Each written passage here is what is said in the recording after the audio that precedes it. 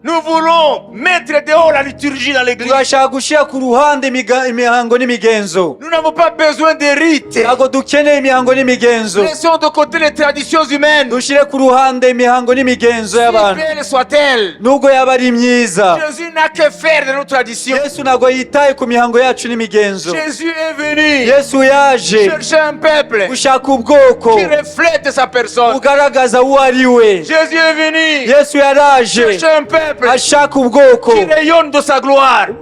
bugaragaza ubwiza bwe. Jésus est venu yesu yaje chercher un peuple gushaka ubwoko rempli de la joie du royaume de Dieu. buzuze umunezero w'ubwami bw'imana. Jésus est venu yesu yaje chercher un peuple gushaka ubwoko qui parle Dieu buvuga et imana, Dieu se manifeste. imana ikigaragaza. Jésus est venu yesu yaraje chercher un peuple gushaka ubwoko qui témoigne buhamya que Dieu n'est pas mort, ko imana que itapfuye, Dieu est vivant. ko imana ari nzima. Jésus est venu yesu yaje chercher un peuple gushaka ubwoko qui écrase la puissance qui domine ce monde, la puissance de Satan. bukandagira imbaraga zitsikamiye isi. Tel il est, nk'uko ari tel nous sommes dans ce monde. niko natwe turi mu isi.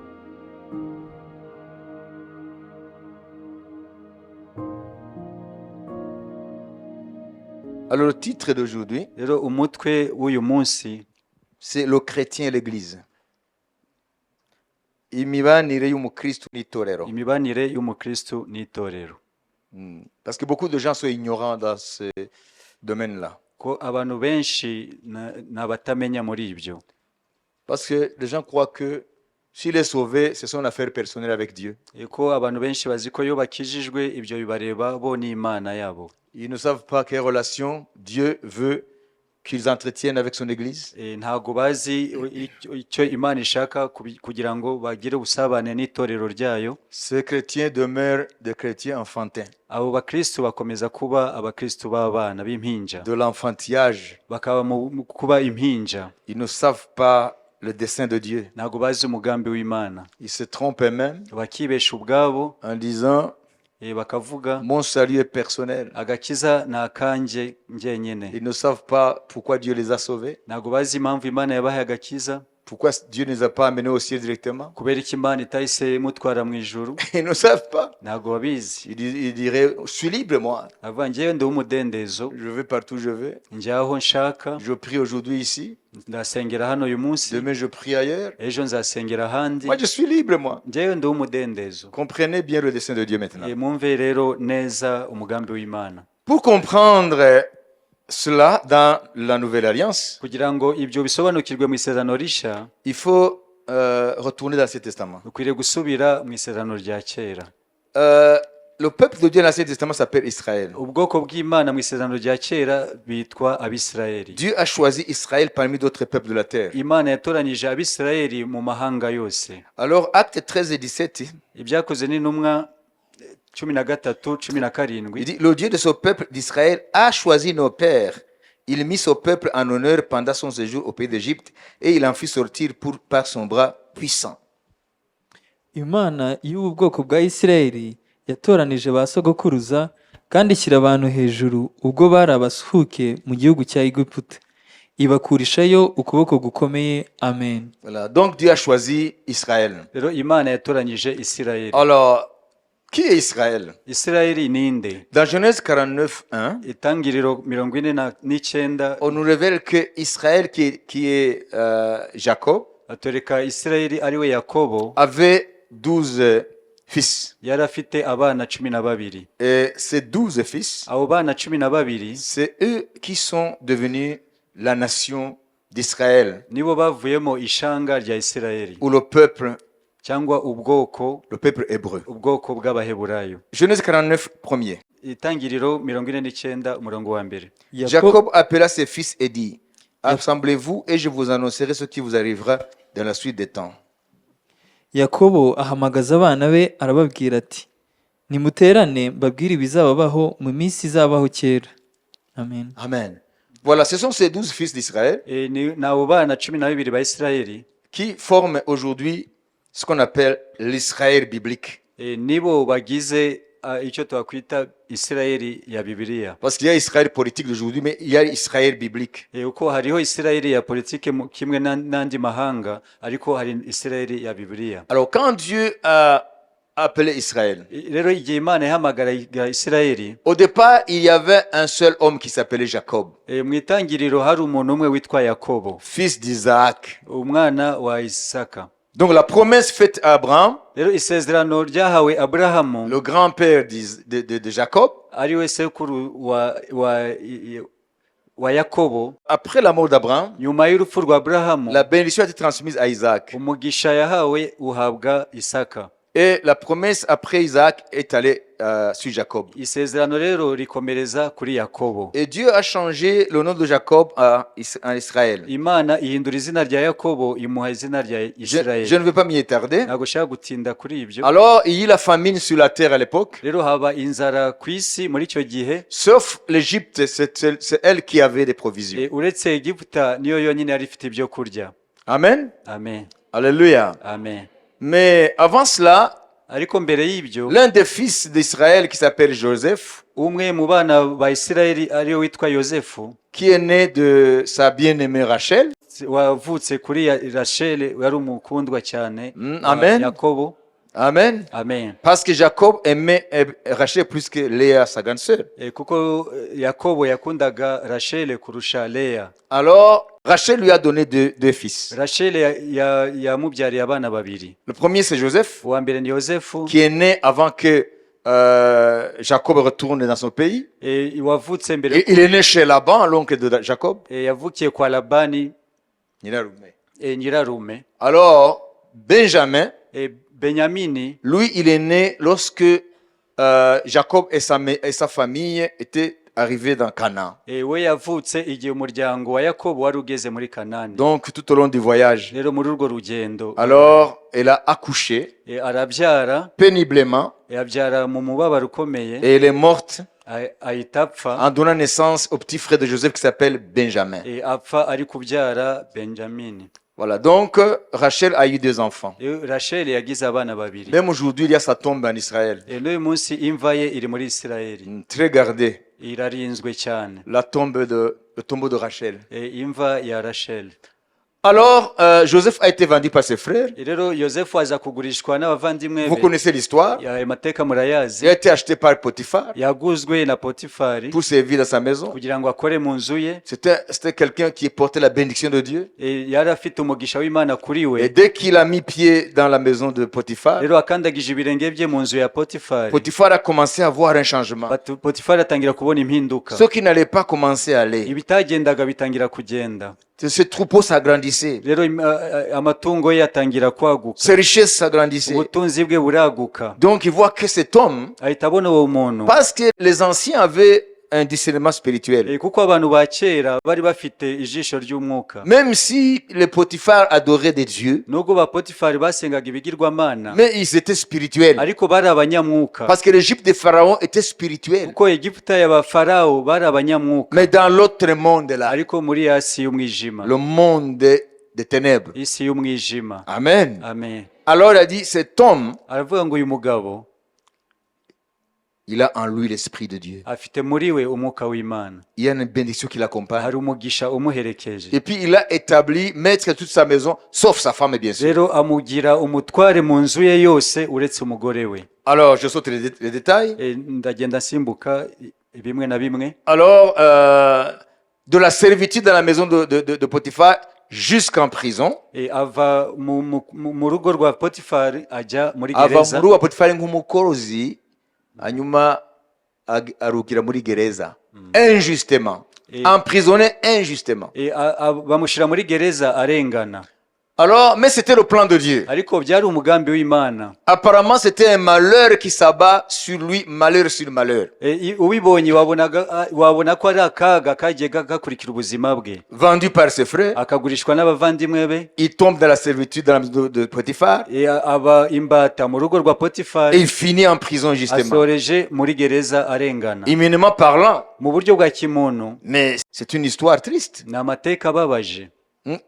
Apparemment, il n'y a pas Dieu dans cela. ikigaragara nta mana igaragaraho, Mais Dieu était dans tout cela. ariko imana yari muri ibyo byose. Même les épreuves qui traversent aujourd'hui. N'ibigeragezo uri kunyuramo uyu munsi, Si tu as un œil de discernement, niba koko ufite ijisho rihishurirwa, tu peux déceler plus ou moins le plan caché de Dieu pour ton bien. ushobora kuvanamo ukamenya umugambi w'imana wihishe inyuma yabyo. Urebye ibyo wita ibibazo uyu munsi mu buzima bwawe, ugasenga Imana ukaba uw'umwuka, birashoboka ko wagira ijisho ryo guhishurirwa muri ibyo bibazo umugambi w'ubwiza n'ineza y'Imana kuri wewe ejo hazaza. Amen. Mais il faut avoir le discernement. Ariko ukwiriye kuba ufite guhishurirwa. Alors, de la prison, Rero muri gereza, Alléluia, amen, Alléluia, de la prison au trône. kuva kuri gereza ukajya ku ngoma. Amen. Un prisonnier devient maître de l'Égypte. Umuntu uvuye muri gereza ahita aba umutware wa Egiputa. Pharaon dit, il n'y a que le trône qui va me séparer de toi.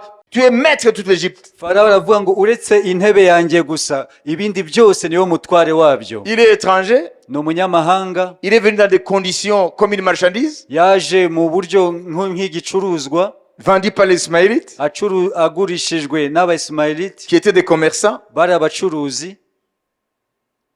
Et voilà, il dirige l'Égypte. Rero dore ayoboye Egiputa yose. Et Dieu avait révélé que l'Égypte va passer par 7 années d'abondance qui seront suivies par 7 années de disette. Imana yari yahishuye ko Egiputa izanyura mu bihe by'imyaka 7 y'uburumbuke n'7 y'inzara. Alors maintenant arrive les 7 années de famine. Rero ya myaka 7 y'inzara iraza. La Bible dit elle avait frappé le monde entier de l'époque. Bibiliya iravuga ngo isi icyo gihe cyose yose yari yakozwe n'iyo nzara. Si nous disons le monde entier, c'est pas que la terre s'est rétrécie, ça veut dire que c'est tous les habitants de la terre. Kuba dukoresheje iri jambo si ukuvuga ko isi yagutse, ahubwo naho hari hatuye abantu muri icyo gihe. Alors la famine frappe même dans Canaan. Rero inzara iratera i Kanani, Où se trouve Jacob, ariho hari umuryango wa Yakobo qui était devenu Israël. wari wabaye Isirayeli. La Bible nous dit, alors il est descendu en Égypte Bibiliya iravuga ngo amanuka muri Egiputa pour aller y habiter pendant que la famine sévissait dans son pays, dans Canaan. kugira ngo ajye guturayo kuko inzara yari imeze nabi muri Kanani. Mais c'est son fils maintenant qui dirige l'Égypte. Umwana we rero niwe wari uyoboye Egiputa. Ah, je saute les détails. Hari byinshi ndi gusimbuka. Alors, la Bible nous dit, ils étaient au nombre 110. Bibiliya iravuga ngo bari abantu 70. Jacob, ses fils, ses filles, ses petits-fils, etc. Yakobo n'abahungu be n'abakobwa be n'urubyaro rwabo. Alléluia. Amen. C'est ce qu'on appelle le clan Jacob. Nicyo cyitwa ubwoko bwa Yakobo. Parmi ce clan Israël, Rero muri ubwo bwoko bwa Isirayeli il y a 12 tribus. harimo imiryango 12. Et chaque tribu porte le nom du fils de Jacob. Kandi buri muryango ukitirirwa izina ry'umwana wa Yakobo. Les Lévites descendent de Lévi. Abalewi bakomoka kuri Lewi. Les Manassés descendent de Manassé. Bamanase bakakomoka kuri Manase. La tribu de Juda aussi avait sa population. Umuryango wa Yuda nawo wari ufite abawugize. Ils arrivent en Égypte étant 70. Rero bagera muri Egiputa ari 70. Et puis après 430 ans, Nyuma y'imyaka 430, Dieu les bénit. Imana ibaha umugisha, Ils deviennent un grand peuple. baba ubwoko bugari. Plus de 3 500 000 personnes. Barenga 3,5 De 70 qu'ils étaient, abaje ari 70 deviennent une grande nation. bahindutse ishanga rikomeye. C'est là où ils sont devenus une nation. Aho rero nibo bahindutse ishanga, Le peuple ubwoko hébreu. bw'Abaheburayo. Alors, Dieu les rachète, les délivre de l'Égypte Imana rero irababatura bava muri Egiputa pour accomplir la promesse faite à Abraham. kugira ngo isoze isezerano yahaye Aburahamu. Fini la servitude. Bavuye mu bubata, Alors Dieu les amène maintenant dans la terre promise, Imana rero ibazana mu gihugu cy'isezerano Canaan. icya Kanani. Alors comment est-ce que ce peuple est resté uni malgré qu'il y a toutes ces tribus-là? Ni gute ubwo bwoko bwakomeje kuba hamwe bukaba umwe hamwe nuko ari Vous voyez, 3 millions 500 par exemple. miliyoni 3,5 Lorsqu'ils ont traversé le désert, ils étaient presque 3 millions 500 igihe bambukaga mu butayu ou plus que cela. barengaga miliyoni Lorsqu'ils ont 3,5 traversé la mer Rouge, igihe bambukaga inyanja itukura ils étaient aux environs de 3 millions 500. bari hafi miliyoni 3,5. Alors, comment est-ce qu'ils ont pu maintenir leur union en tant que descendants d'un seul géniteur? ni gute bakomeje kuba ubwoko bumwe bukomoka ku muntu umwe? C'est qu'après, quand ils sont arrivés dans le désert, nuko nyuma bamaze kugera mu butayu, Dieu a convoqué un rendez-vous avec son peuple Imana rero yahamagaje ubwoko bwayo sur le mont Sinaï. ku musozi wa Sinayi. Et Dieu leur a donné sa loi Imana ibaha amategeko yayo et ses ordonnances. n'amabwiriza. Il a dit, je serai votre Dieu Imana irababwira ngo nzaba Imana et yanyu vous serez mon peuple. namwe muzaba ubwoko bwanjye. Avant d'entrer dans la terre promise, Dieu a convoqué son peuple. Mbere yuko binjira mu gihugu cy'isezerano, Imana yarabatumije. Alors il a dit, voilà le dessein que j'ai pour vous, Irababwira rero dore umugambi mbafitiye, le projet que je forme pour vous. umugambi mbafitiye. Vous serez pour moi une nation sainte, Muzaba ubwoko bwera, une nation sainte, ubwoko bwera des sacrificateurs. y'abatambyi. Et pour maintenir cette cohésion de tout ce peuple, Rero kugira ngo ubwo bwoko bukomeze kuba hamwe, Dieu a ordonné à ce qu'il y ait un tabernacle. Imana yategetse ko haba ubuturo. Et le tabernacle, Rero ubwo buturo, pour aller vite, kugira ngo twihute, ça c'est un autre cours, naryo ni irindi somo, les différentes parties du tabernacle, qu'est-ce que ça signifie, etc. ibice bigize ubwo buturo n'ibisobanuro byabo. C'est que Dieu instaure maintenant un culte. Ni ukuvuga ngo Imana ishizeho uburyo bwo kuyisenga. Donc Dieu instaure maintenant un culte qui est différent des cultes des autres pays, des autres peuples païens. Imana ishyiraho uburyo bwo kuyisenga no kuyiramya bitandukanye n'andi moko y'abapagani. Alors Dieu était lié par le peuple Imana yahuzwaga n'ubwoko bwayo par ce culte. binyuze muri ubwo buryo bwo kuyiramya no kuyisenga. Donc le tabernacle symbolise le culte rendu à Yahvé. Rero ubwo buturo bwari ikimenyetso cyo guha Imana ikuzo no kuyiramya. Ubwo buturo Imana ishizeho imisengere itandukanye n'imisengere y'amoko yandi asenga ibigwamana, imisengere yo gusenga Yahweh. Amen. C'est le nom hébreu de Dieu. Niryo zina mu giheburayo, izina ry'Imana. Jéhovah, ce n'est pas Dieu qui l'a dit. Jehova ntabwo ari Imana yayivuze. Ça, ils ont commencé à parler de Jéhovah à Babylone. Batangiye kuvuga Jehova i Babuloni. Mais le véritable nom de Dieu en hébreu, c'est Yahweh. Ariko izina nyaryo ry'Imana ni Yawe. C'est un tétragramme. Ni impine, Tétragramme, 4 lettres. ni inyuguti enye. Dites Yahweh. Yawe. Voilà. Jéhovah, c'est pas de Dieu, ça. Jehova ntabwo ari Imana yayizanye. Le véritable nom, c'est Yahweh. Izina nyaryo ni Yawe. Pas Jéhovah.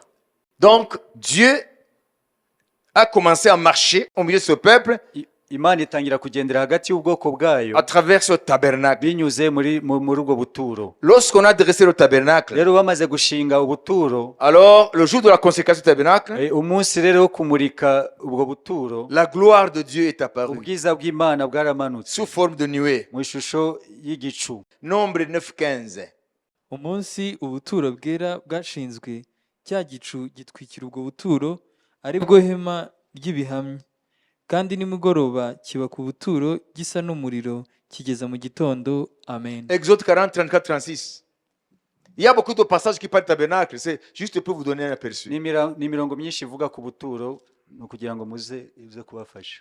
Alors la nuée couvrit la tente d'assignation et la gloire de l'Éternel remplit le tabernacle. Maze cya gicu gitwikira ihema ry'ibonaniro, ubwiza bw'Uwiteka burabagirana bwuzura ubwo buturo. Mose ananirwa kwinjira mu ihema ry'ibonaniro kuko icyo gicu cyari kikiriho, ubwiza bw'Uwiteka bukuzura ubwo buturo. Kandi mu rugendo rwabo rwose uko icyo gicu cyaterurwaga kuri ubwo buturo, Abisirayeli barahaguruka bakagenda. Ariko cya gicu kitaterurwaho ntibagende, bakageza umunsi giteruriweho. kuko igicu cy'Uwiteka cyabaga kuri ubwo buturo ku manywa, hakabamo umuriro nijoro mu maso y'inzu ya Isirayeli yose mu rugendo rwabo rwose. Amen. Amen. amen. Voilà, tout au long de leur pèlerinage Mu gihe cyose cy'urugendo rwabo dans le désert, mu butayu, donc le culte de Yahvé, gusenga yawe, le Dieu qui vient de le racheter de la maison Imana yari d'Égypte, imaze kubavana mu buretwa, c'était autour du tabernacle. byakorerwaga kuri ubwo buturo. C'est que ce peuple Nuko ubwo bwoko était réuni autour du culte de Yahvé. bwateraniraga hamwe mu gusenga yawe. Et quand ils sont arrivés dans la terre promise, Rero bageze mu gihugu cy'isezerano, alors le tabernacle ubuturo a été remplacé par le temple de Salomon. bwasimbuwe n'ingoro ya Salomo. Toujours le culte de Yahvé. Igihe cyose ni ugusenga yawe. 1 Roi 8, 27. Abami ba mbere. Mais quoi? Dieu habite-t-il véritablement sur la terre? Salomon, après avoir construit le temple, le jour de la dédicace du temple, il offre à Dieu cette prière. Mais quoi? Dieu habiterait-il véritablement sur la terre? Voici les cieux et les cieux des cieux ne peuvent te contenir. Combien moins cette maison que j'étais bâtie? Ariko se ni ukuri koko Imana izatura mu isi? Dore ijuru ndetse n'ijuru risumba ayandi ntituri kwirwamo nkanswe iyi nzu nubatse. Amen. Amen. Voilà, donc le jour de la consécration du temple Salomon, Rero umunsi wo guta ingoro ya Salomo, la gloire, la même gloire qui a couvert le tabernacle, bwa bwiza bwaje bugatwikira bwa buturo, a couvert le temple de Salomon. nibwo bwatwikiriye ingoro ya Salomo, Pour dire que Dieu est toujours au milieu de son peuple. kigaragaza ko Imana ikiri hagati y'ubwoko Son bwayo. histoire ne s'est pas arrêtée avec le désert. Amateka yayo ntabwo yahagarikiye mu butayu. Amen. Amen. Dieu est entré avec eux dans la terre promise. Imana yinjiranye nabo mu gihugu cy'isezerano. Voilà, ça c'est l'histoire du peuple de Dieu dans l'Ancien Testament. Aya ni amateka y'ubwoko bw'Imana mu isezerano rya kera. Dieu les rachète Imana irabacunguye, et les réunit autour de sa personne, ibateranyirije imbere yayo, ayant le tabernacle comme centre. bafite ubuturo hagati yabo. Donc leur véritable identité, Rero icyo bari cyo c'est le culte rendu à Yahvé, ni imisengere imbere ya yawe, qui les différencie des peuples païens. bibatandukana n'ubwoko bw'abapagani. Mais autre chose, Ikindi, il n'y a pas de culte nta gusenga sans ministre du culte. nta uyoboye amasengesho. Alors Dieu a choisi parmi les 12 tribus Imana yatoranyije muri bwa bwoko 12 la tribu de Lévi. umuryango wa Lewi. Les Lévites ont été choisis Abalewi baratoranyijwe pour le service du temple, kugira ngo bakore imirimo yo ou mu dans le désert buturo. pour le service du tabernacle. Mu butayu bakoraga imirimo yo mu buturo. Ça veut dire la tribu de Lévi, Ni ukuvuga ngo umuryango w'Abalewi, Dieu les a choisis pour être les ministres du temple, Imana ou yarabatoranyije, les ministres du culte. yarabatoranyije kugira ngo bategure ibijyanye Et parmi n'imisengere. les Lévites, Rero mu Balewi, Dieu a choisi la famille d'Aaron Imana yatoranyije umuryango wa Aroni pour qu'elle devienne kugira ngo ube des sacrificateurs. havemo abatambyi. Et les autres Lévites aidaient dans les différents travaux du temple. Rero abandi Balewi bafashaga mu yindi mirimo y'ubuturo. Comprenez bien. Mwumve neza, Si vous comprenez ça, ibi nimubisobanukirwa vous allez comprendre ce qui se passe dans le Nouveau Testament. muraza gusobanukirwa ibijyanye n'isezerano rishya. Donc, comprenez, Musobanukirwe, Dieu instaure le culte de Yahvé. Imana ishizeho imisengere ya yawe. C'est ça qui va continuer à les lier avec ce peuple. Nibyo bizakomeza kuyihuza n'ubwo bwoko. Et c'est ça le canal de la bénédiction de Dieu sur le peuple. Kandi ni nayo nzira y'umugisha kuri ubwo bwoko. Aussi longtemps que vous allez garder saint mon culte, Igihe cyose muzakomeza kurinda kundamya no kunsenga binyuze muri en yo nzira, marchant dans mes lois, mukagendera mu mategeko yanjye, en obéissant à mes ordonnances, mukubahiriza ibyo nabategetse, vous serez mon peuple, muzaba ubwoko et bwanjye, je serai votre Dieu, nanjye nzaba Imana et yanyu, je vous bénirai. kandi nzabaha umugisha. Je ferai de vous la tête Nzabagira umutwe et non la queue. ntabwo muzaba umurizo. Je ferai de vous les premiers Nzabagira aba et mbere non les derniers. ntabwo muzaba ba nyuma. Vous prêterez à beaucoup de nations, Muzaguriza amahanga menshi mais vous n'emprunterez jamais. ariko ntimuzigera muguza. Et d'autres promesses. N'andi masezerano menshi. Mais tout dépend de quoi? Ariko byose bishingiye kuki? Garder un culte pur et saint. Ni ugukomeza kugira Ni ukuvuga ngo imisengere imisengere y'ubwo bwoko ikwiye kuba ishingiye ku itegeko ry'Imana n'amabwiriza yayo. yayo igihe cyose bameze gutyo bazaba ibyo Imana yavuze. Amen. Ariko nibateshuka hazaba ikinyuranyo, aho kuba umutwe bazaba umurizo, aho kuba imbere bazaba ab'inyuma, ibyo rero malheureusement niko byabaye. Alors, puisqu'il n'y a pas de culte sans ministre de culte, kuko nta misengere, nta uyobora iyo misengere, nta misengere ishobora kubaho hatabaye abakozi bayobora. Alors, Dieu a choisi une tribu parmi les 12. Imana rero itoranya umuryango umwe muri iyo miryango 12, La tribu de Lévi. ubwoko bw'Abalewi. Les Moïse sont de la tribu de Lévi. Mose nawe akomoka mu muryango w'Abalewi. Les Moïse. Je dis les Moïse, je dis Moïse et sa famille. Nuvuga ngo ba Mose, nuvuga ngo ni Mose n'umuryango we. Avec le tabernacle, Hamwe n'ubuturo, Dieu est le centre Imana niyo iri hagati à travers le tabernacle. binyuze mu buturo. Sa nuée, c'est elle qui donnait le ton, qui le dirigeait. Rero igicu nicyo cyategekaga igihe cyo guhaguruka, Partir ou rester. guhaguruka cyangwa se kuhaguma. Maintenant, ils arrivent dans la terre promise. Rero bageze mu gihugu cy'isezerano, On n'a plus besoin de tabernacle. aho ntabwo bagikeneye ubuturo, Parce que le tabernacle, c'est un temple mobile. kuko ubuturo ni ingoro igendanwa. Alors Dieu maintenant dit, maintenant vous allez vous installer dans le pays. Là, alors je vais vous montrer un endroit où vous allez me bâtir. Je vais bâtir il dit, je vais mettre mon nom. Imana rero avuga ngo kuko mumaze kugera aho mugomba gutura, ndabereka aho muzashira izina ryanjye. Alors c'est comme ça que Salomon a bâti le temple, le premier temple. Niko rero Salomo yaje kubaka ingoro ya mbere. La même gloire est venue le jour de la dédicace du Bwa temple. bwiza nyine bwaje ku munsi wo gutaha iyo ngoro. Et depuis ce jour-là, Uhereye uwo munsi, même après la décision du premier temple, na nyuma yo gusenya ingoro ya mbere, remplacé par le second temple, igasimburwa n'ingoro ya kabiri, construit par ceux qui sont revenus de l'exil yaje kubakwa n'abavuye mu bunyage à Babylone, bavuye Babiloni. c'est toujours le temple qui les liait. Igihe cyose ni ingoro yabahuzaga. L'unité des Juifs, c'est le temple. Ubumwe bw'Abayuda ni ingoro, C'est le culte rendu à Yahvé. ni imisengere imbere ya Yawe. Même si après Dieu s'est retiré, Nubwo nyuma yaho Imana yavuyemo, et c'est devenu un culte sans Dieu, habaho imisengere idashingiye ku Mana, parce qu'ils avaient remplacé sa parole, kuko bari basimbuje ijambo ryayo leur tradition. n'imihango yabo n'imigenzo. Mais le temple restait un lieu qui les unissait en tant que peuple. Ingoro yakomeje kuba igituma bakomeza kuba hamwe nk'ubwoko bumwe. Maintenir une conscience d'un seul peuple dépendant d'un seul géniteur. Bagakomeza kugira imitekerereze yo kumva ko ari ubwoko bumwe bukomoka ku muntu umwe. Donc le culte, c'est le centre. Rero imisengere niyo yari hagati. Alors venons maintenant au Nouveau Testament. Rero reka twinjire mu isezerano rishya. Nous vivons quand? Turi ryari? Sommes-nous encore dans l'Ancien Testament? Ese turacyari mu isezerano rya kera? Nous sommes dans le Nouveau. Turi mu isezerano. Le peuple de Dieu du Nouveau Testament, c'est l'Église de Jésus-Christ. Ubwoko bw'Imana mu isezerano rishya ni itorero ry'Imana. L'Église est appelée peuple de Dieu ou une nation sainte. Itorero ryitwa ubwoko bw'Imana cyangwa ishanga ryera. 1 Pierre 2, 9, 10. Vous, au contraire, vous êtes une race élue, un sacerdoce royal, une nation sainte, un peuple acquis, afin que vous annonciez les vertus de celui qui vous a appelé des ténèbres à son admirable lumière.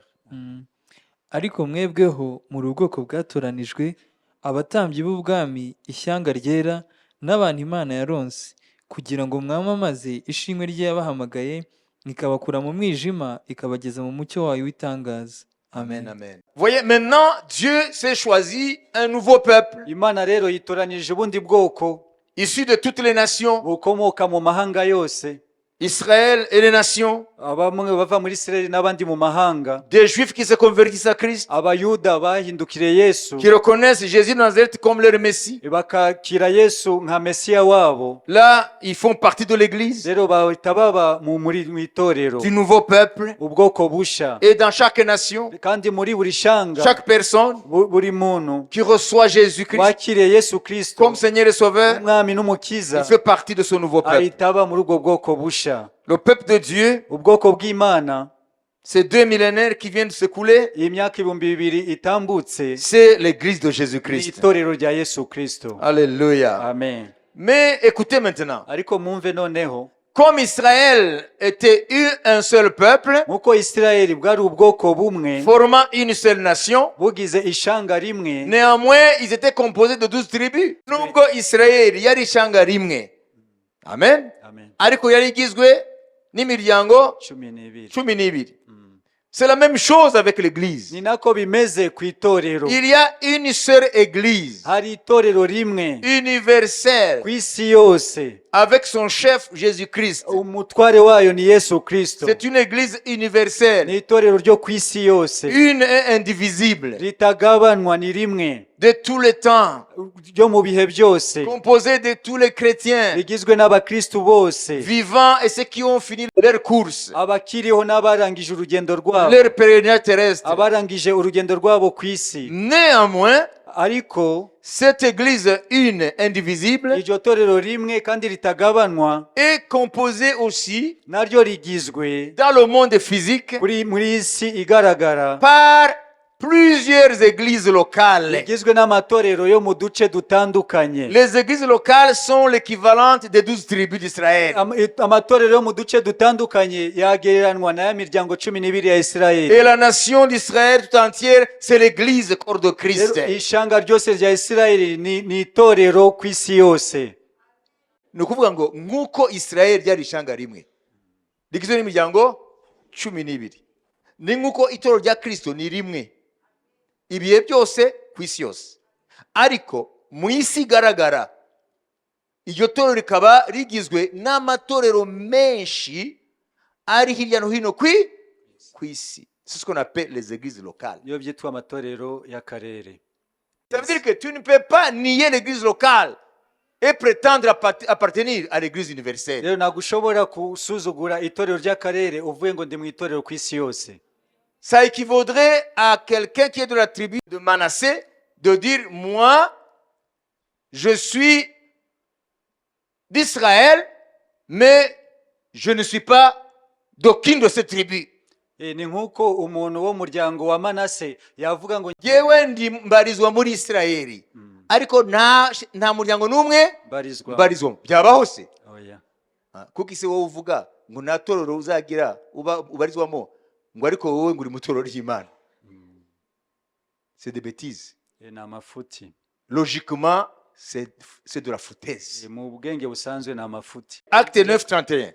Byakozwe n'intumwa 9:31. Nuko itorero ryose ryari Yudaya hose n'i Galilaya n'i Samariya rigira amahoro, rirakomezwa kandi rigenda ryubaha umwami Yesu, rifashwa n'umwuka wera, riragwira. Amen. On dit toute l'église, n'est-ce pas? Ça veut dire que c'est une église dans une région donnée, mais composée de plusieurs églises locales. Ni uvuga ngo ni itorero riri mu gace runaka ariko hari amatorero mu duce dutandukanye. Imana ishobora kuvuga ngo itorero ryo mu Rwanda, ariko ikabizi ko muri ryo hari amatorero menshi. Amwe arahagaze andi ntahagaze. Lisons maintenant dans Actes chapitre 16 verset 5. Ibyakozwe n'intumwa 16:5. Nuko amatorero akomerera mu byo kwizera, umubare wabo ukomeza kugwira iminsi yose. Amen. Amen. Voyez, tantôt on utilise l'église au singulier, Hamwe baravuga itorero mu buke, et d'autre part, nous trouvons les églises au pluriel. ahandi bakavuga ngo amatorero mu bwinshi. Les églises au pluriel sont les églises locales, Amatorero mu bwinshi ni amatorero mu duce dutandukanye, disséminées sur une aire géographique donnée. tubarizwa mu gace runaka kazwi. Mais l'église au singulier, Ariko itorero mu bumwe avec E majuscule, n'inyuguti nini, nous pouvons la comparer à Israël en tant que nation, twarigereranya na Isirayeli nk'ishanga composée de 12 tribus. rigizwe n'imiryango 12. L'église avec majuscule, E majuscule, Itorero n'inyuguti nini c'est l'église universelle de Christ, ni itorero ryo ku isi yose rya Kristo, composée des hommes de toutes langues, de toutes tribus, de toutes races, etc. De rigizwe tout peuple. n'abantu bo mu moko yose, mu ndimi zose, mu mahanga yose. Mais dans cette église unique, Ariko muri iryo torero rimwe universelle, ryo ku isi yose, c'est le mot catholique. Catholique veut dire universel. ijambo katolika bivuga ngo ku isi yose. Donc l'église qui est universelle, Bivuga ngo itorero ku isi yose, il y a dans cette église harimo muri iryo torero l'incarnation de cette église dans différentes églises locales dans le monde entier. ukugaragara kw'iryo torero mu bice bitandukanye by'isi. Amen. Amen. Alors, si toi tu ne conçois pas cette parole dans l'esprit qui l'inspire, Rero niba wowe iri jambo utari kuryumva bikurikije nk'uko umwuka arihishura, et tu crois que tu peux être chrétien qui plaît à Dieu sans appartenir à aucune église locale, kandi ukibwira ko ushobora kunezeza Imana nk'umukristo kandi udafite itorero ry'akarere, et que tu es vadrouilleur, kandi ukaba uri inzererezi. 1 Corinthiens 11:16, Paul a une réponse appropriée pour toi. Abakorinto ba mbere igice cya 11 Paulo afite igisubizo 1 Corinthiens 11:16. 11:16. Si quelqu'un se plaît à contester, nous n'avons pas cette habitude non plus que les églises de Dieu. ariko niba hagira umuntu ushaka kujya impaka, amenye yuko tudafite umugenzo nk'uwashaka, kandi n'amatorero y'Imana ntawufite. Amen. Amen. Bavuze itorero ry'Imana amatorero. Ni amatorero. Mvuge muti, ce sont des églises locales. Ni amatorero y'akarere. Ça veut dire, si toi tu as une autre définition de l'église, Niba rero wowe ufite ubundi busobanuro bw'itorero, en croyant que tu peux être chrétien et tu prétends aller au ciel sans appartenir à aucune église locale, alors Dieu te brandira ce verset. ukaba wibwira ko ushobora kuba umukristo udafite itorero ry'akarere, ngo Imana izazana urumurongo imbere yawe. Dieu n'aime pas les contestateurs. Imana ntabwo ikunda abantu bajya impaka. Dieu veut des enfants qui obéissent. Imana ishaka abana bumvira. Acclamons Jésus. Dukomere Yesu amashi. Amen. Amen. Alléluia. Amen. Donc, d'emblée, il faut souligner Rero muri make tukwiriye guca akarongo que dans la pensée biblique, ko mu gitekerezo cya Bibiliya il n'y a pas d'enfant de Dieu sans famille spirituelle. nta mwana w'Imana udafite umuryango wo mu mwuka. Ça veut dire l'église Ni ukuvuga locale. ngo itorero ry'akarere.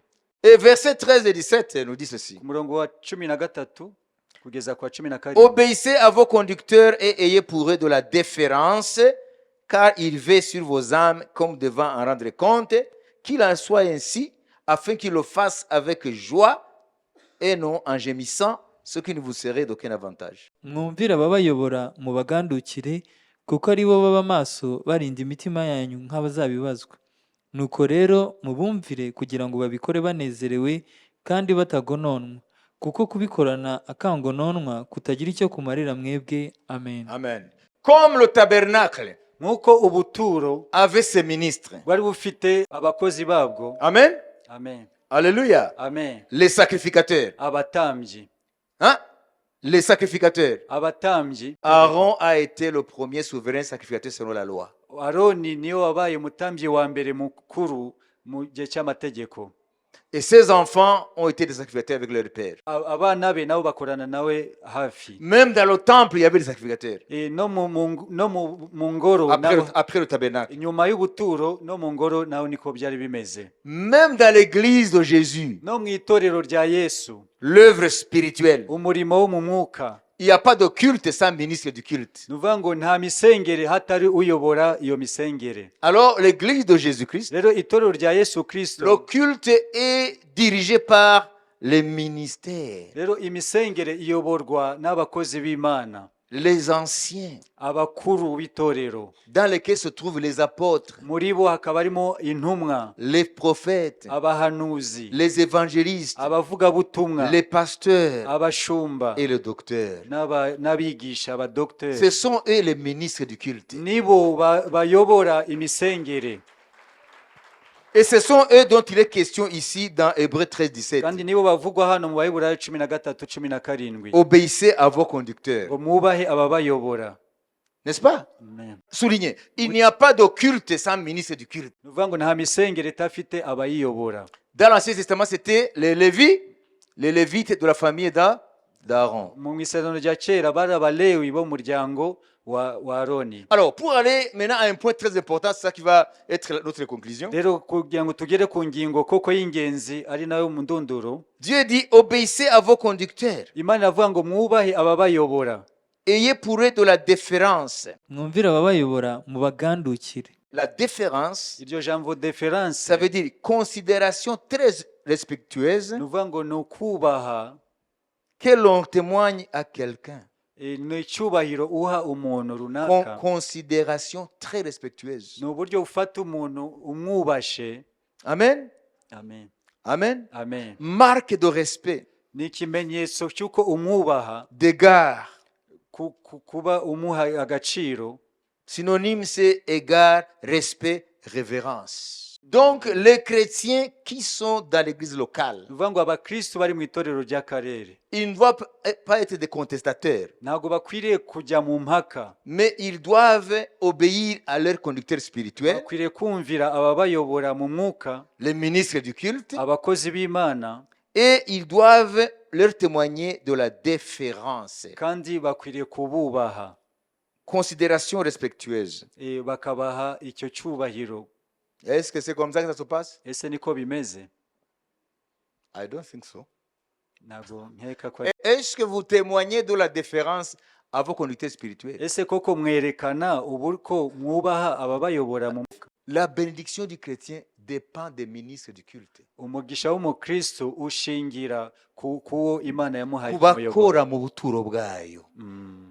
La bénédiction des 12 tribus d'Israël dépendait des Lévites Umugisha w'imiryango 12 y'Abisirayeli yaturukaga ku Balewi, et lesquels Lévites Dieu avait choisi des sacrificateurs. kandi mu Balewi Imana yatoranyijemo abatambyi. Ce sont les Lévites qui prononçaient des paroles de bénédiction sur le peuple. Abatambyi nibo baturaga amagambo y'umugisha ku bwoko.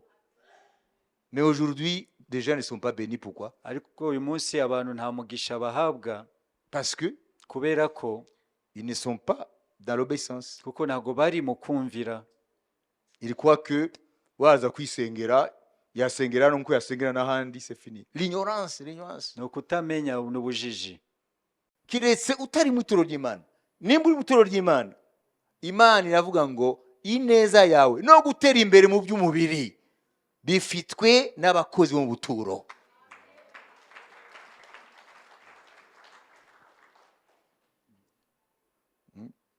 Nukomeza kubasuzugura ukabona ko bazamenyana n'iyabahamagaye ibyabo ntabwo bindeba, tu te mets sous la malédiction. Uba uri kwishira munsi y'umuvumo. Nubwo wavuga ngo business zanjye umuntu azigenda, attention, ne te vante pas du lendemain, car tu ne sais pas ce qu'un jour peut enfanter. Ntukirate ibyejo uko naguze icyo umunsi uzacyana uhatse. Numenya icyo umunsi watse. Ça c'est la Bible. Ibyo ni Bibiliya ibivuga. Écoutez maintenant ce que Dieu avait dit à propos de bénédiction. Mwumve icyo Imana yavuze ku bijyanye n'umugisha. Nombre chapitre 6 verset 22 jusqu'au verset 27. Uwiteka abwira Mose ati, bwira Aroni n'abana be uti, uku abe ariko mujya muhesha Abisirayeli umugisha muti, Uwiteka aguhe umugisha akurinde, Uwiteka akumurikishirize mu maso he akugirire neza, Uwiteka akurebe neza aguhe amahoro. Uko abe ariko bashyirisha izina ryanjye ku Bisirayeli, nanjye nzabaha umugisha. Amen. Est-ce que vous avez compris ici? Ese mwasobanukiwe?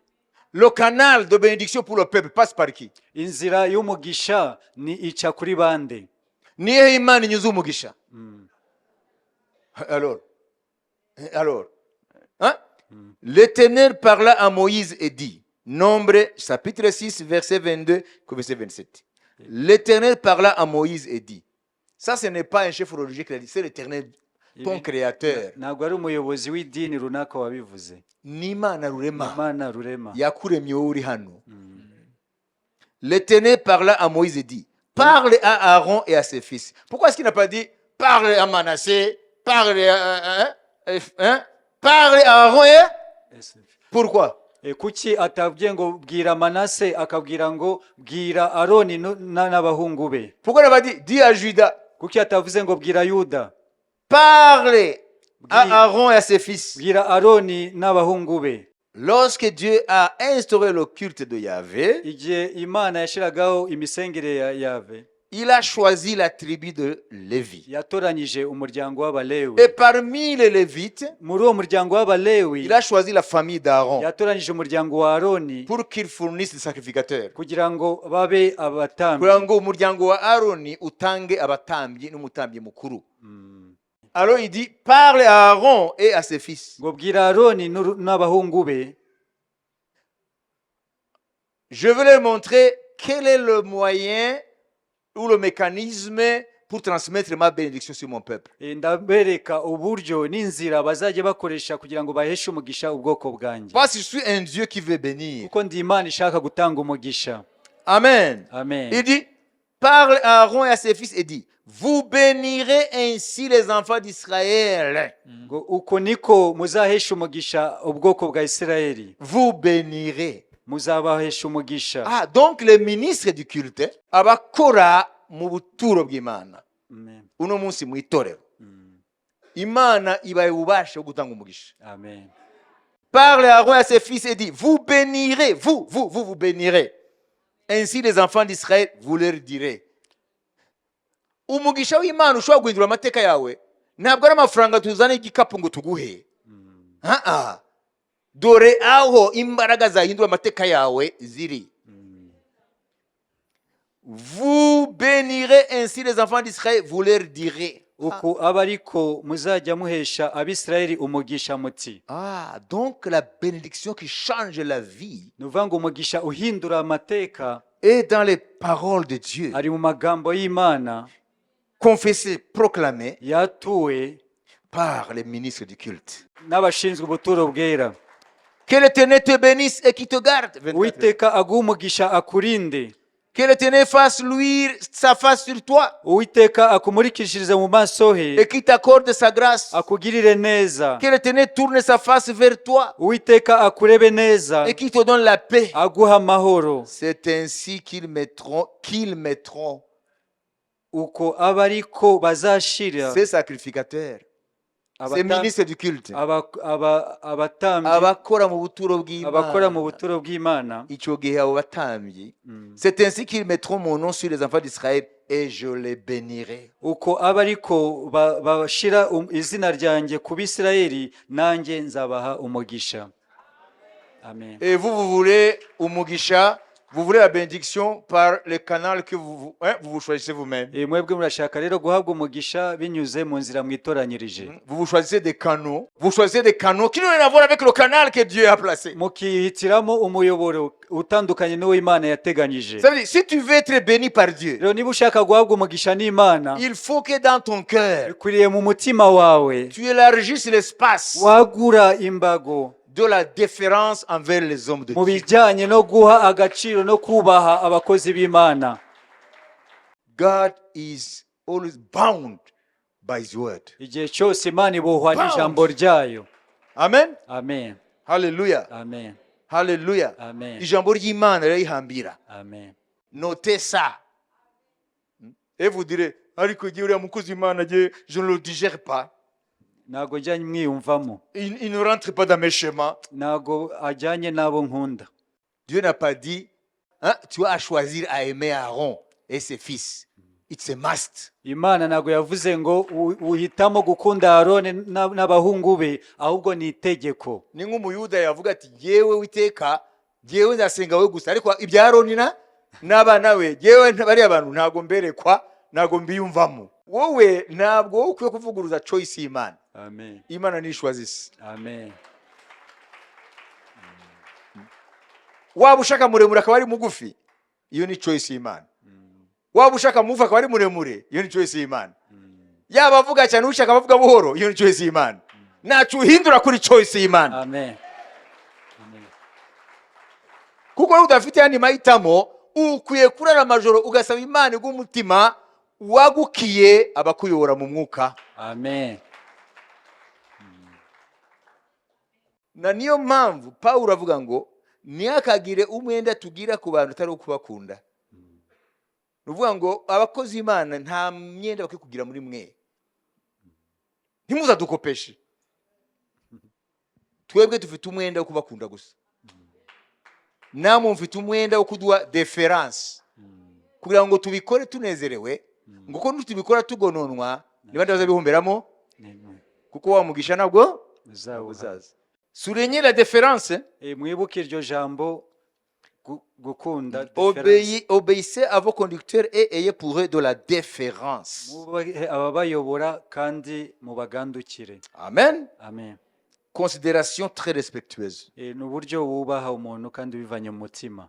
Donc l'église, Rero itorero, pour la comprendre, kugira ngo urisobanukirwe, il faut te référer à l'histoire de Dieu avec Israël. ukwiriye gushingira ku mateka y'Imana na Isirayeli. C'est là où tu comprendras ce qui concerne l'église. Aho niho uzasobanukirwa ibijyanye n'itorero. Et c'est charnel, nous c'est spirituel. Kuri bo ni mu rwego rwo mu mubiri, twebwe ni mu mwuka. Mais c'est la même chose. Ariko ni bimwe. Amen. Amen. Alléluia. Amen. Donc les hommes de Dieu, Rero abakozi b'Imana, les ministres du culte, abakozi b'ubuturo, que ce soit dans l'Ancien Testament, dans le Nouveau Testament, yaba mu isezerano rya kera cyangwa isezerano rishya, ils sont là pour vous bénir. barahari kugira ngo babaheshe umugisha. Ils sont là pour voir comment vous progressez. Barahari kugira ngo babone uburyo mutera imbere Spirituellement, mu mwuka même matériellement. no mu bifatika. Mais lorsqu'ils ne voient pas ça, Rero iyo batabona ibyo, alors que eux devant Dieu, ils sont nickel, kandi bo imbere y'Imana babona ko ntacyo batakoze, alors ils sont tristes. rero barababara. Umukozi w'Imana w'ukuri anezerwa iyo abonye intama z'Imana zitera imbere Amen. mu mwuka no mu buryo bw'umubiri. Amen. Imana ishimwe. Amen. Le dernier point, Ingingo ya nyuma, le culte biblique dans l'église locale. imisengere ishingiye kuri Bibiliya mu itorero ry'akarere. Ça c'est très important. Ni ikintu cy'ingenzi. Lorsque nous lisons le Nouveau Testament, Iyo dusomye isezerano rishya, nous avons l'image tuba dufite ishusho du déroulement du culte y'uburyo imisengere igenda, ou des assemblées des églises locales au 1er siècle. cyangwa amateraniro amateraniro yo mu itorero ry'akarere mu kinyejana cya mbere. Iyo dusoma isezerano rishya, amen, Amen. hari ahantu tuvoma uko amateraniro y'Imana yarameze. Tugahita tureba rero twebwe byapfiriye he. Nibyo rushaka kureba mu minota mike cyane. Amen. Sibyo? Amen. Tureba aho Byapfiriye. kuko Imana nihinduka, ijambo nago rihinduka, umwuka wera ntiyagiye, none nibiki? Kurikira. Hano uraza kubona ibisubizo byinshi by'ibibazo abantu benshi bibaza.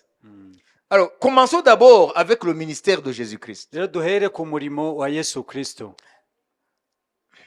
La présence de Jésus Ukubaho kwa Yesu dans les synagogues, muri za sinagogi, qu'on peut comparer aujourd'hui avec l'église locale, dushobora kugereranya n'amatorero y'akarere, parce qu'il y avait le temple kuko hari ingoro à Jérusalem, i Yerusalemu, mais il y avait aussi des synagogues éparpillées dans le pays, ariko hari na za sinagogi hirya no hino mu ou gihugu même dans le monde. no mu isi, Partout les Juifs étaient en diaspora. aho abayuda bari barajyanwe hirya no hino ku isi. Loin du temple, ils maintenaient leur foi par des synagogues. Kure y'ingoro ukwizera ko bakomezaga kukubamo binyuze muri za sinagogi, C'est là où ils s'assemblaient. niho bateraniraga. Amen. Amen. La synagogue a joué un rôle majeur Sinagogi yagize uruhare rukomeye pour maintenir la foi juive. kugira ngo hagumeho ukwizera kw'abayuda. Ça veut dire la foi transmise par leurs pères. Nuvuga ngo ni ukwizera bakomeje guhabwa Dans les n'abasekuruza. synagogues, chaque sabbat,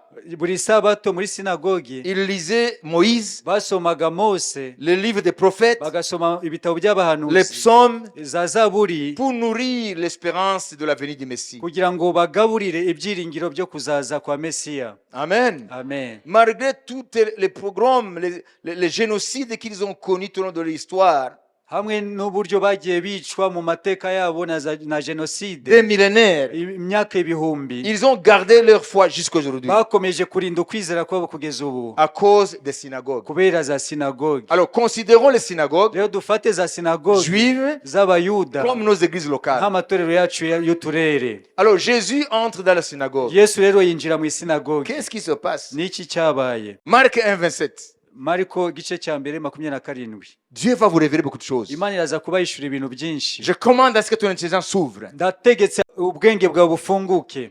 bagera i Kaperinawumu, nuko ku isabato yinjira mu isinagogi arigisha. Batangazwa no kwigisha kwe, kuko yabigishaga nk'ufite ubutware ntase n'abanditsi. Mu isinagogi yabo harimo umuntu utewe na dayimoni, arataka cyane ati, duhuriye he Yesu w'i Nazareti? Uje kuturimbura? Ndakuzi, uri uwera w'Imana. Yesu aramucyaha ati, hora, muvemo. Dayimoni aramutigisa, ataka ijwi rirenga, amuvamo. Bose baratangara, barabazanya bati, ibi ni ibiki? Ko ari imyigishirize y'inzaduka. Mbega uburyo ategekana ubutware, n'abadayimoni nabo baramwumvira. Amen. Amen.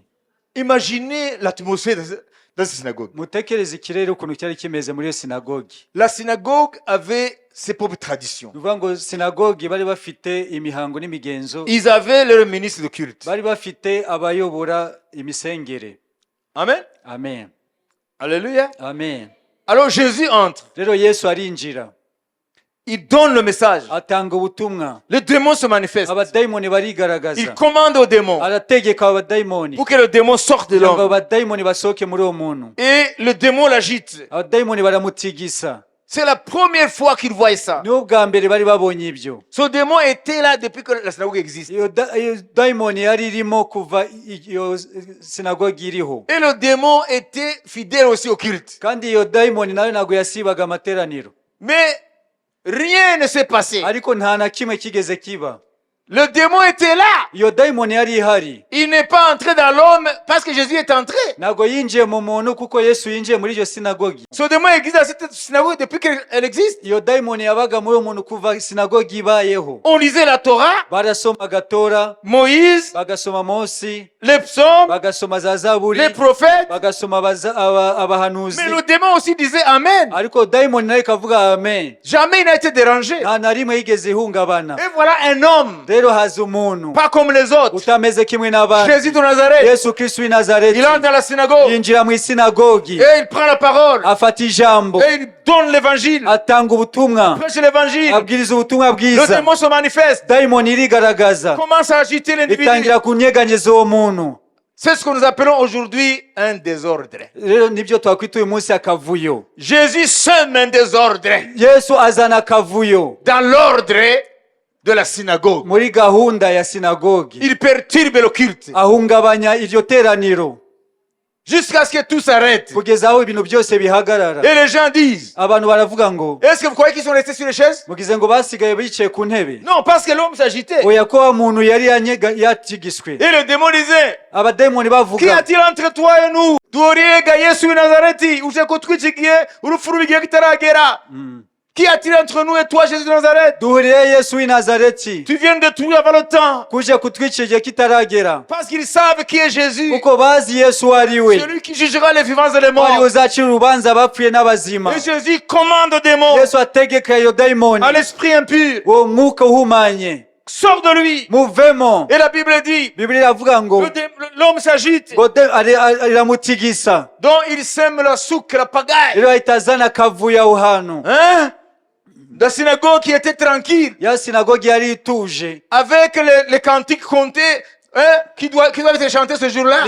n'indirimbo zari zateganyijwe kuririmbwa uwo munsi, Ils n'ont pas achevé le répertoire. ntabwo basoje izo bateganyije. Jésus a perturbé. Yesu yarahungabanyije byose. Alors ça a été à Cavouillot. Rero bihita biba akavuyo. Alors ils ont dit ceci. Rero baravuga ngo, Tous firent saisis de stupeur, 27, de sorte qu'ils se demandaient les uns aux autres. Ils se demandaient les uns aux autres, qu'est-ce que c'est ceci?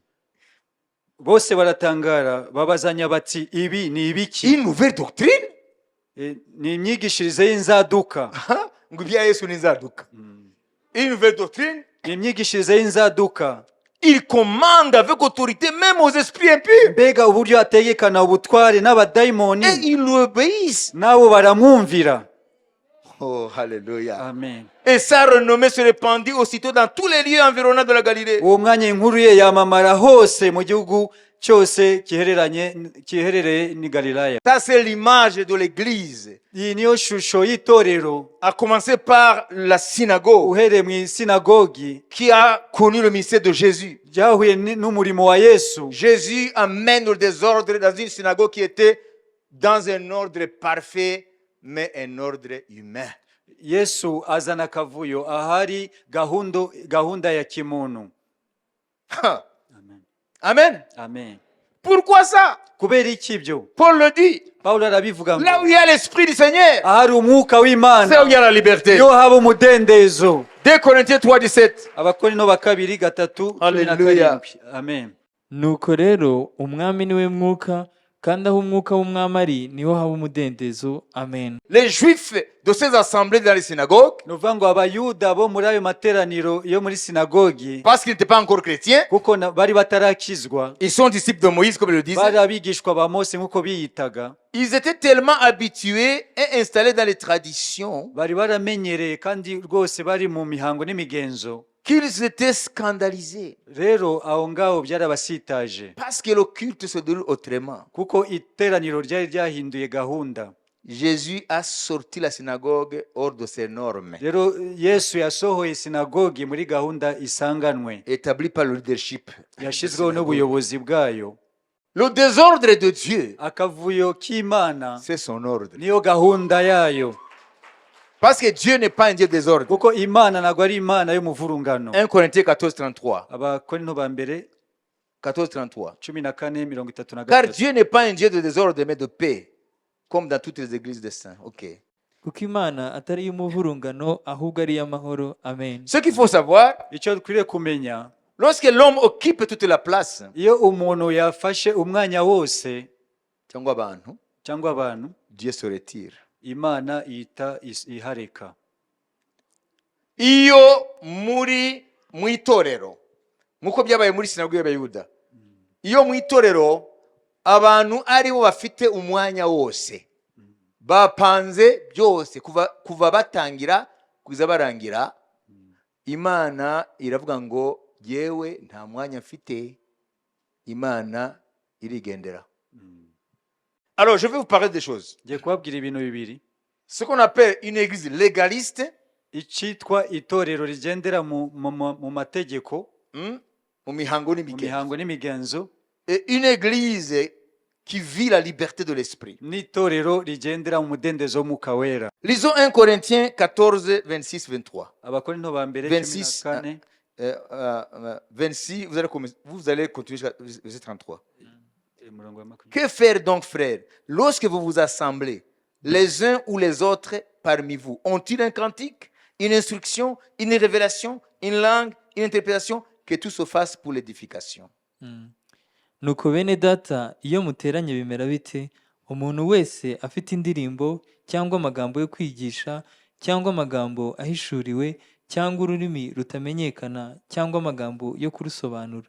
Nuko rero byose bikorerwe kugira ngo abantu bunguke. Amen. Amen. Si nous prenons l'exemple de l'église locale des Corinthiens, Dufashe urugero itorero ry'akarere muri Korinto, nous voyons que lorsque ils se réunissaient, turabona igihe bateranaga il y avait les manifestations de l'Esprit de Dieu hariho gukora k'umwuka wera à travers les dons. binyuze mu mpano. C'était différent de ces synagogues-là. Byari bitandukanye na ya masinagogi. Alors une question se pose. Ikibazo rero ni iki? Est-ce que c'est nos assemblées ou ces assemblées? Na materaniro yacu cyangwa na materaniro yayo? Okay. No, amateraniro menshi na yacu. Ntabwo ari ayayo. Kuko gahunda zose zapanzwe n'umwana w'umuntu. C'est pas que Dieu veut désordre. Ntabwo ari ko Imana ikunda akavuyo, Mais lorsque Dieu nous donne ariko iyo Imana iduhaye à présider le culte, kuyobora amateraniro, oui, il faut planifier yego hakwiriye kubaho gahunda et prier pour le programme, no gusengera iyo gahunda, mais il faut laisser une marge ariko hakwiriye kuba inzira de l'imprévu du Saint-Esprit. gutungurwa n'umwuka wera, Parce que c'est lui qui est le maître du culte. kuko niwe uyobora amateraniro. Je vais terminer en vous disant, Ngiye gusoza mbabwira, une église itorero qui avait commencé dans la liberté évangélique du Saint-Esprit, ryatangiriye mu mudendezo w'ubutumwa bwiza, ils avaient reçu l'évangile, bakira ubutumwa bwiza, mais aussi le baptême du Saint-Esprit, bakira n'umubatizo w'umwuka et wera, Dieu a fait des miracles, Imana ikora et ibitangaza, après, maze nyuma des farfelus, des des charlatans, haza inzererezi n'abatekamutwe soi-disant serviteurs de Dieu. biyita abakozi b'Imana, Ils sont venus prêcher le légalisme, baza rero kubwiriza ibijyanye n'amategeko, le retour à la loi de Moïse. gusubira mu mategeko ya Mose. Les miracles ont cessé. Ibitangaza rero bitabihagarara, L'esprit est parti. umwuka arigendera. Galates 3:5. Abagalatiya 3 umurongo wa 5. Vous comprenez Amen. le danger du légalisme? Murabona ingaruka zo kugendera mu mihango n'imigenzo. Mbese ibaha umwuka igakora ibitangaza muri mwe, ibikoreshwa n'uko mukora imirimo itegetswe n'amategeko, cyangwa n'uko mwumvise mukizera? Amen. Amen. Amen. Hein? Tu reprends? Subiramo. Mbese ibaha umwuka igakora ibitangaza muri mwe, ibikoreshwa n'uko mukora imirimo itegetswe n'amategeko, cyangwa n'uko mwumvise mukizera? Amen. Amen. Amen. Voilà. Donc avant, Rero mbere ils ont reçu la grâce. bakiriye ubuntu, Et l'esprit de grâce a commencé à agir. umwuka w'ubuntu utangira gukora. Et après, ils sont retournés dans le légalisme. Nyuma rero basubira mu mihango n'imigenzo. Alors, ils ont été déchus de la grâce. Rero ubuntu buhita bubavamo. Alors, ce qui se passait en eux Rero icyabaye muri bo s'est arrêté. cyahise gihagarara. Paul dit, vous avez été séparés de Christ, Pawulo aravuga ngo mwatandukanyijwe na Kristo, déchus de la grâce. mwamburwa ubuntu. Vous voyez? Donc, lorsque notre culte Iyo amateraniro yacu n'est pas son culte, atari amateraniro y'Imana, là, c'est nous qui sommes sur les commandes. ahubwo ni twebwe tuba tuyobora. Alors, nous ne verrons jamais la présence de Dieu. Aho rero ntituzigera tubona ukubaho kw'Imana. Et lorsque quelqu'un qui est dans une église légaliste, Rero iyo umuntu ari mu itorero baba mu mihango n'imigenzo gusa, et il entre dans une église qui connaît la liberté de l'esprit, rero akajya mu itorero riba mu bihe by'umudendezo w'Umwuka Wera, il va avoir la même attitude, le même étonnement que ceux qui étaient dans la synagogue là. rero azahita atangara nka ba bandi bari muri ya sinagogi. Il va dire, qu'est-ce que c'est que ça? Aravuga ngo ibi ni ibiki? Quelle est cette doctrine? Ese iyi myigishirize ni iyi? Parce qu'il n'est pas habitué. Kuko ntabwo abimenyereye. Lui, il est habitué à des programmes humains. We yamenyereza gahunda za kimuntu. Et Jésus a dit, Kandi Yesu yaravuze ngo malheur à vous pharisiens, muzabona ishyano mwa bafarisayo, car vous avez abandonné la loi de Dieu kuko mwateye umugongo amategeko y'Imana au profit de vos traditions. muhitamo imihango n'imigenzo yanyu. Lorsque nous entrons dans les traditions, Rero iyo twinjiye mu mihango n'imigenzo, nous avons une belle église, dufite itorero une ryiza, belle chorale. ikorale nziza, Hein? Le programme est pile à l'heure. gahunda yacu rwose ntago turenza C'est igihe, pile à l'heure. ya saha ntago tuyirenza, C'est au pif. ya saha ntago irenga. Vraiment, nous avons un culte fantastique. Dufite amateraniro meza cyane, Tout est en ordre. buri kintu cyose ni kuri gahunda. Vous vous vantez Mukigamba de ce qui est méprisable aux yeux de Dieu. mukigamba ibintu bisuzuguritse imbere y'Imana. Il fallait vous poser la question. Bari kwibaza ikibazo, Si c'était son culte à lui, yiza kuba ari iteraniro ry'Imana koko. mais celui à qui appartient le culte Rero ni ukuvuga ngo nyiri iryo teraniro serait présent yari kuba ahari et il se manifesterait. kandi yari kwiyerekana. Vous savez la différence entre le ministère de l'esprit itandukaniro ry'umurimo w'umwuka wera mu materaniro hamwe na liturgia? La liturgie. La liturgie, vous avez la définition? Ni imihango n'imigenzo, C'est un ensemble de rites, de ni cultes. ni ihuriro y'imihango n'imigenzo ijyanye n'amateraniro.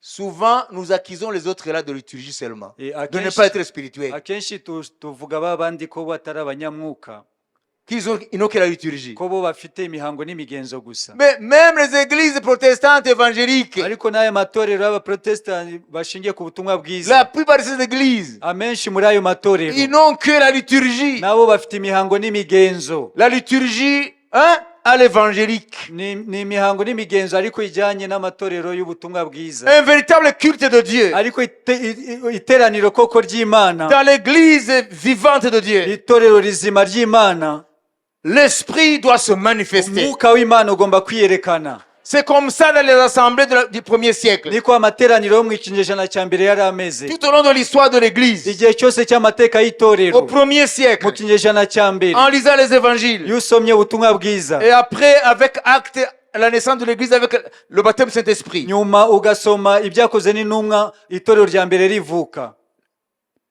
Chapitre 2, acte. igice cya kabiri byakozwe n'intumwa. C'est l'acte de naissance de l'église. Aho niho itorero ryavutse. Quand le Saint-Esprit est venu, Igihe Mwuka Wera yazaga, le jour de la Pentecôte, umunsi wa Pentekote. lisez tous les chapitres qui suivent Usome ibice byose bikurikira, et continue dans les épîtres. ukomeze no mu nzandiko. Tu verras l'image d'une église locale digne de Dieu. Uzabona ishusho y'itorero ry'akarere y'Imana koko. Il y a l'évangile qui n'est pas dilué. Hari ubutumwa bwiza budafunguye. Il y a une communion sincère sans hypocrisie. Hari ubusabane koko bw'ukuri butarimo uburyarya. Il y a le zèle que les enfants de Dieu ont pour la maison de Dieu. Hari ishaka abana b'Imana bafite ku nzu y'Imana. Il y a un amour fraternel véritable. Hari urukundo rwa kivandimwe rw'ukuri. Et il y a des miracles et des prodiges. Hakabaho n'ibitangaza n'ibimenyetso. Il y a les dons du Saint-Esprit. Hari impano z'Umwuka Wera. Ça, c'est l'église néo-testamentaire digne de son nom. Iryo niryo torero ryo mu isezerano risha. Nous pouvons avoir uniquement des églises de nom, mais Dieu nous voit comme des synagogues. Dushobora kugira amatorero y'amazina gusa ariko afatwa nk'ay'amasinagogi. Jésus ne peut pas être là Yesu ntabwo ashobora kuhaba et laisser les malades partir ngo areke abarwayi batahe avec leurs maladies. n'uburwayi bwabo. Jésus ne peut pas être là Yesu ntabwo ashobora kuba ahari et laisser les démons tranquilles. areke abadayimoni batuje mu bantu. Jésus ne peut pas être là Yesu ntabwo yaba ahari et laisser les captifs dans leur situation. areke imbohe zikomeze kuguma muri ubwo bubata. Jésus ne peut pas être là Yesu ntabwo ashobora kuba et ahari laisser les prisonniers de Satan dans leur prison. areke abari muri gereza bagume muri gereza. Jésus ne peut pas être là Yesu ntabwo yaba ahari voir les gens venir abone abantu baza avec tristesse, bafite agahinda, sans espoir, badafite ibyiringiro, sans joie, bafite umunezero, désespérés, bihebye comme aujourd'hui. nk'uko uyu munsi Et bimeze. c'est parti. Abareke batahe. Il est venu changer les ténèbres en lumière. Yaje guhindura umwijima ube umucyo. Il est venu changer les ténèbres en lumière. Yaje guhindura umwijima ube umucyo. Il est venu changer la prison en liberté. Yaje kuvana mu bubata atanga Il umudendezo. est venu changer la maladie en santé. Yaje guhindura uburwayi mu magara Il meza. est venu changer la pauvreté en élargissement. Yaje guhindura ubukene mu kwagukirwa. C'est ça le véritable culte de Yahvé. Ayo niyo materaniro koko ya Yawe.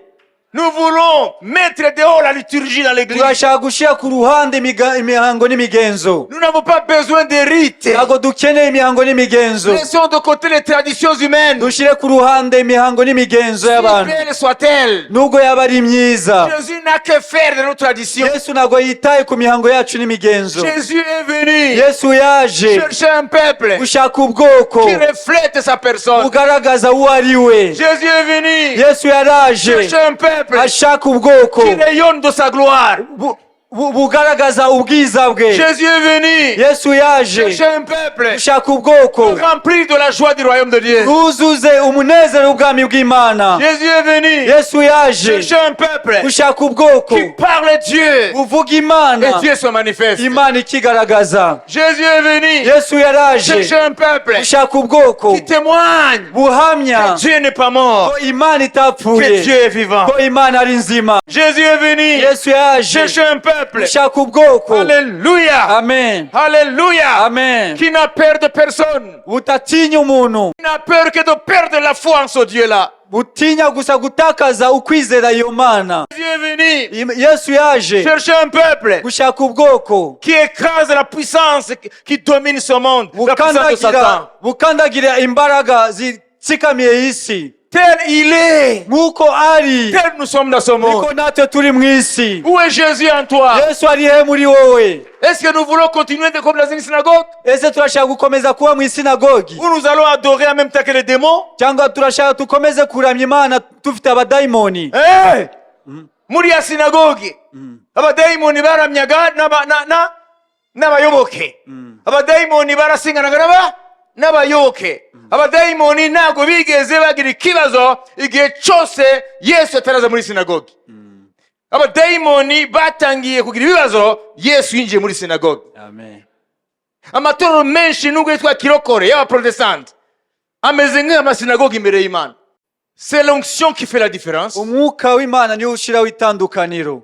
Et la première fois que la Bible utilise le mot onction, Kandi ubwa mbere Bibiliya ikoresheje amavuta, vous savez où c'est? muzahariho c'est lorsque Jacob fuyait Esaü son frère. ni igihe yakobo yahungaga umuvandimwe we esawu. Et quand il était fatigué, Rero amaze il a kunanirwa pris une pierre, yafashe ibuye il a fait cette pierre son oreiller. araryisegura, Et il a vu en vision abona mu iyerekwa, une échelle abona urwego qui reliait la terre et le ciel. rwahuzaga isi n'ijuru. Et Dieu était au sommet de l'échelle. Imana rero yari hejuru, Et les anges montaient et descendaient. abamarayika bamanuka bazamuka. Et il s'est réveillé. Arakanguka, Il a dit, aravuga ngo je ne le savais pas ntabwo nari que mbizi Dieu est en ce lieu. ko Imana iri ahantu. Et il dit, Ahita avuga à ngo partir de maintenant, uhereye none cette ville s'appelait Luz, uwo mujyi witwaga Luzi va devenir Bethel, uraba Beteli, la maison de Dieu, inzu la y'Imana, porte du ciel. irembo ry'ijuru. Et qu'est-ce qu'il a fait? Niki yakoze? Il a pris l'huile, Yafashe amavuta, il a versé l'huile ahita asuka ayo mavuta à partir du sommet de la pierre. uhereye ku mutwe w'iryo buye. Qu'est-ce que ça veut dire pour toi? Bisobanura iki? Mais on va lire. Reka tuhasome.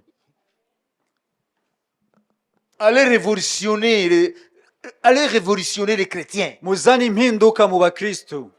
Bave muri liturgia. Amen. Là, on n'attaque pas une institution, on est en train de parler d'imigenzo n'imihango. Aho ntabwo turi kuvuga izina ry'itorero runaka, turi kuvuga imigenzo n'imihango. Alléluia. Amen. Alors, Genèse vite, vite. Itangiriro twihuta. Alléluia. Amen. Je pense que tu t'es déjà réveillé 4 fois, n'est-ce pas? Zere ko maze gukanguka inshuro enye zose. Et parce que nous sommes sur le point de boucler la boucle, Rero ko tugiye gusoza, je pense que maintenant, tu t'es réveillé. ndizera ko maze gukanguka. Gloire à Dieu. Imana ishimwe. Alors, dans Genèse, Itangiriro chapitre 28, murongo igice cya 28, alors, verset 10, umurongo wa au 10. dire tu vas vite jusqu'au verset 22. yakobo ava i berisheba agenda yerekeje i harani, agera ahantu araharara buracya kuko izuba ryari rirenze. Yenda ibuye mu mabuye y'aho araryisegura, aryamaho arasinzira. Ararota abona urwego rushinzwe hasi rukageza umutwe mu ijuru, abamarayika b'Imana baruzamukiraho bakarumanukiraho, kandi Uwiteka yarahagaze hejuru yarwo.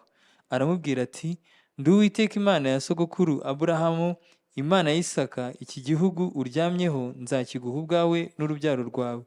Urubyaro rwawe ruzahwana n'umukungugu wo hasi, uzakwira iburengerazuba n'iburasirazuba n'ikasikasi n'ikusi.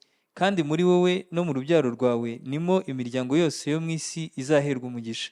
Dore ndi kumwe nawe, nzakurindira aho uzajya hose, kandi nzakugarura muri iki gihugu, kuko ntazagusiga ntarakora ibyo nkubwiye.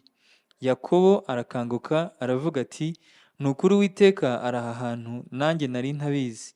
Aratinya aravuga ati, erega aha hantu hateye ubwoba. Aha hantu nta kindi, ni inzu y'Imana, aha niho rembo ry'ijuru.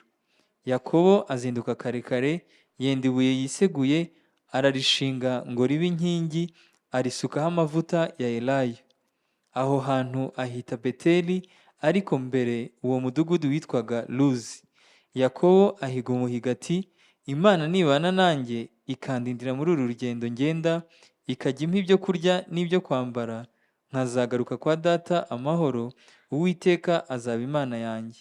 N'iri buye nshinze nk'inkingi izaba inzu y'Imana, kandi ku byo uzajya umpa byose sinzabura kuguha 1/10. Amen. Acclamons le Seigneur Jésus. Komerera umwami Yesu amashi. La Bible dit, Bibiliya iravuga ngo il y a un homme qui s'appelle Pierre. hari umugabo witwaga Petero. Amen. Amen. Jésus lui a dit, Yesu yaramubwiye, après avoir dit, tu es Christ, le Fils du Dieu vivant, amaze kuvuga ngo uri Kristo umwana w'Imana nzima, Matthieu 16, Matayo 16, il a dit, aravuga ngo tu es heureux Simon, fils de Jonas, urahiriwe Simoni mwene Yona, car ce n'est pas la chair et le sang qui t'ont révélé kuko cela. ntabwo ari inyama n'amaraso biguhishuriye ibyo. Mais nous avons vu ici, Ariko twabonye hano dans d'autres enseignements, mu zindi nyigisho que en grec, ko mu Kigiriki Pierre a dit, tu es Petros. yabwiye Petero ngo uri Petros, Et ce que tu viens de révéler, kandi ibyo umaze guhishura c'est Petra. ni Petra. Petra, c'est le rocher. Petra ni urutare, Et Petros, c'est la pierre. Petros ni ibuye. Alors, Petros, c'est Simon. Petros ni Simoni, Mais la confession de Pétros, ariko kwatura kwa Petros c'est Petra. ni Petra. Jésus s'appelle Petra. Yesu yitwa Petra, Il est le rocher des siècles. ni urutare rw'iteka. Alors, prenons Jésus avec son nom qui est générique, la pierre. Dufate Yesu izina, La pierre. Prenons Jésus avec le terme Ibuye. C'est ce qu'on a utilisé ici, par exemple, dans Louis II. Même dans ta Bible. dukoresha ijambo ibuye. Psaume 118, 22 dit, Zaburi 118 la pierre qu'ont rejeté les bâtisseurs ivuga ngo ibuye abubatsi banze est devenue la principale de l'angle. ryahindutse irikomeza ifuruka. Cela, Jésus s'est attribué ce verset. Iryo jambo Ce Yesu, passage. uwo murongo Yesu yarawitiriye. Il a dit aux prêtres et aux sacrificateurs, aux pharisiens, Yabwiye abafarisayo n'abatambyi, la classe religieuse juive, urwego rw'idini rw'abayuda, le chef du peuple des Juifs, abatwari b'abayuda, il a dit, n'avez-vous pas lu dans votre loi, yavuze ngo ntago mwasomye mu mategeko yanyu dans l'Ancien Testament, mu isezerano rya kera que la pierre qu'ont rejeté les bâtisseurs ko ibuye ryanzwe n'abubatsi est devenue la principale de l'angle? ryahindutse irikomeza ifuruka? Qui sont les bâtisseurs, rappelez-vous? Ese abubatsi ni bande? C'était le chef religieux. Bari abo bakuru b'idini, C'est eux qui étaient censés construire la maison de la connaissance de Yahweh. nibo bari bakwiriye kubaka inzu yo kumenya yawe. Amen. Amen, Amen. amen. Les caïphes là. Abo bakayafa, C'est eux qui étaient censés construire l'édifice, l'architecture de la connaissance du Dieu d'Israël. nibo bari bakwiriye Parmi le kubaka peuple. iyo nzu y'ubumenyi bwo kumenya Imana mu bwoko bwa Isirayeli. Mais ils ont voulu construire sans la pierre angulaire. Rero bashatse kubaka bashize ku ruhande ibuye rikomeza ifuruka. Dans les constructions de l'époque là, Rero mu myubakire ya kera icyo gihe, en pierre depuis la fondation jusqu'à la toiture, bakubakisha amabuye uhereye hasi ugeza hejuru. la pierre angulaire est au sommet. Rero ibuye rikomeza ifuruka, Lorsque tu enlèves la pierre angulaire, iyo ukuyeho iryo buye tout l'édifice s'écroule. inzu yose itigwa. Parce que nous avons les constructions modernes. Eko twe dufite iyi myubakire y'iki gihe, Nous ne comprenons pas la pierre anglaise, ce que c'est. ntabwo dusobanukirwa ibuye rikomeza ifuruka icyo ari cyo. C'est la pierre qui maintient l'édifice ensemble. Niryo buye rifashe inzu yose hamwe Dans la construction de l'époque. mu myubakire y'icyo gihe. Si tu enlèves la pierre là, Ukuyeho iryo buye, toutes les pierres de l'édifice s'écroulent. ayo mabuye yose yubatse iyo nzu ahitagwa. Alors Jésus a dit, Yesu aravuga ngo, vous les bâtisseurs, mwebwe abubatsi vous avez rejeté la pierre de l'angle. mwanze ibuye rikomeza ifuruka. Cela s'est manifesté. Ibyo byarabaye, Ils ont refusé Jésus banze Yesu comme leur Messie. nka Mesiya wabo. Et ils l'ont sorti hors de Jérusalem Rero bamusohora hanze ya Yerusalemu jusqu'à Golgotha. kugeza i Gologota, Et ils l'ont crucifié. baramubamba. Qu'est-ce qui s'est passé? Niki cyabaye? Lorsqu'ils ont rejeté Christ, Igihe banze Yesu jusqu'à le crucifier en dehors de Jérusalem, kugeza aho bamubamba hanze ya Yerusalemu, ils ont été éparpillés dans le monde entier. ni ukuvuga ngo bahise batatana ku isi yose. L'édifice de la nation s'est écroulé. Rero ya nzu yose ihita isenyuka. Mbere abubatsi bubaka inzu yo kumenyesha Imana. Imana. Hano ndavuga rero bamaze kwanga Yesu ubwabo bahise batatanya kuko banze ibuye rikomeza Ifuruka. Donc c'est vrai spirituellement mais aussi métaphoriquement avec la dispersion de la nation juive. Nibyo mu bijyanye no mu mwuka, ariko no mu buryo bufatika mu gutatana kw'abayuda niko byagenze. Amen. Amen. Alléluia. Amen. Jésus c'est la pierre angulaire. Yesu niwe buye rikomeza ifuruka. Celui qui rejette Jésus, Uretse Yesu, wanze Yesu, son édifice tôt ou tard s'écroulera. inzu ye byanze n'ibikunze izagwa. Tu ne peux pas construire ta vie Ntushaka kubaka ubuzima sans bwawe la pierre angulaire. udafite ibuye rikomeza ifuruka. C'est Jésus-Christ. Ni Yesu Kristo. Revenons maintenant à la vision de Jacob. Reka tugaruke kuri yerekwa rya Yakobo. Il voit la vision Abona yerekwa, et il dit, ici c'est la maison de Dieu. aravuga hano ni inzu y'Imana. Je ne savais pas que Dieu était ici. Ntabwo nari nzi ko Imana iri hano. Cet endroit est redoutable. Ahantu hateye ubwoba. Il prend la pierre là, Afata iryo buye, alors il oint la pierre. asuka amavuta kuri iryo buye. Il verse celui d'onction. Asuka ayo mavuta kuri iryo buye. Il était prophète. Yari umuhanuzi. Il posait un acte prophétique. Yarakoze igikorwa cyo guhanura Que l'église de Dieu, ko itorero rya Yesu, la maison véritable de Dieu. inzu nyakuri y'Imana. Amen. Amen. Ce qui fera sa force, Ikizaba kigize imbaraga zayo c'est la présence de la pierre ni ukubaho kw'iryo buye et l'onction sur la pierre. n'amavuta kuri iryo buye. Qui est la pierre? Ninde buye? C'est Jésus-Christ, Ni Yesu Kristo, la pierre vivante. ni ibuye rizima. Que symbolise l'huile d'onction? Niki kigaragaza ayo mavuta? C'est le Saint-Esprit. Ni umwuka wera. La première notion de l'onction, c'est là. Aha niho havuga bwa mbere ku bijyanye n'amavuta. Parce que là, Aaron n'est pas encore né. Aho ngaho Aroni yari ataravuka. C'est le premier à être ouais. Niwe mutambyi wa mbere wasizwe amavuta. Moïse n'est pas encore né. Mose yari ataravuka. Jacob n'a pas encore ses enfants. Yakobo hano nta n'umwana yari afite. Il est célibataire. Yari célibataire. Donc, préfigurément, Mu buryo bw'ishusho il annonce yamenyekanishaga que Jésus ko Yesu sera loin de l'éternel. azasigwa n'Uwiteka.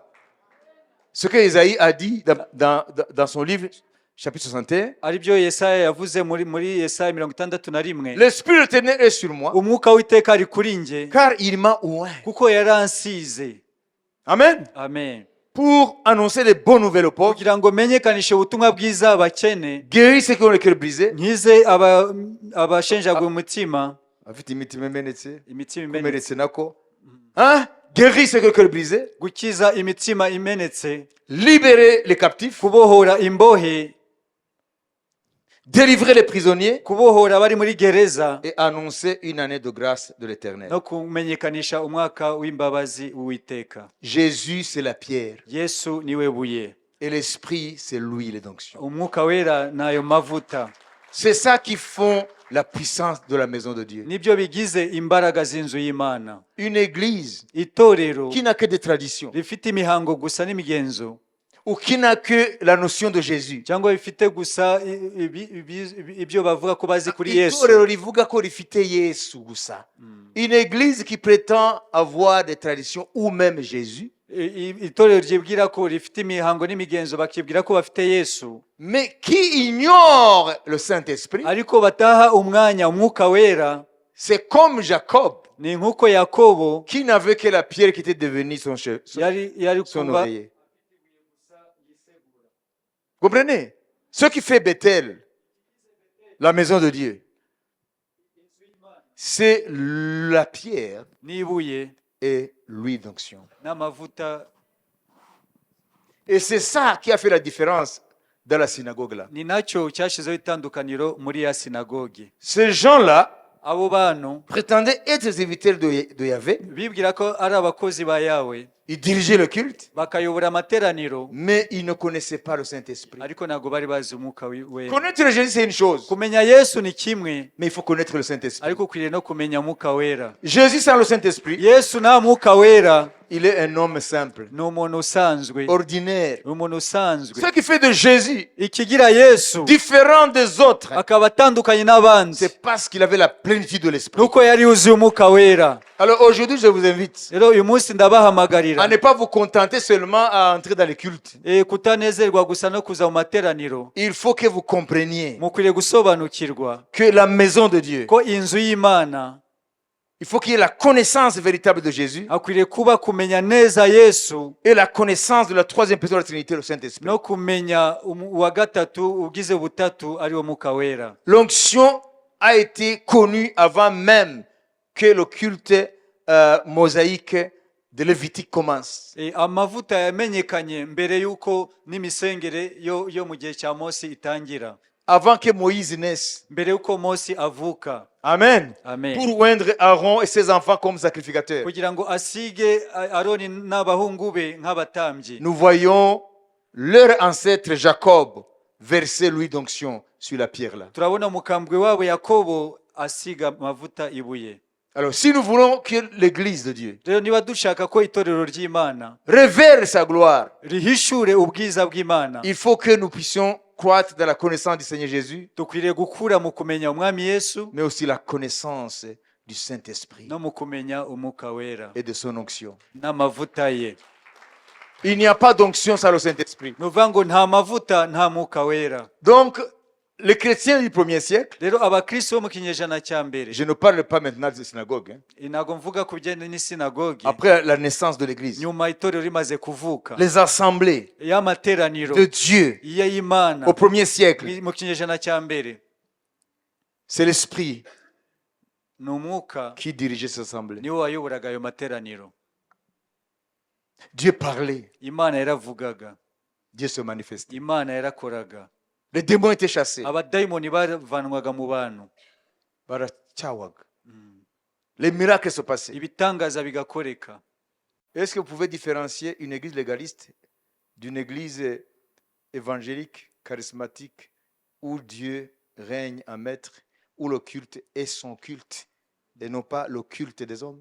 Ese mushaka gutandukanya itorero riri mu mihango no mu migenzo n'itorero rizima rishingiye ku butumwa bwiza aho Imana ikora ku mugaragaro?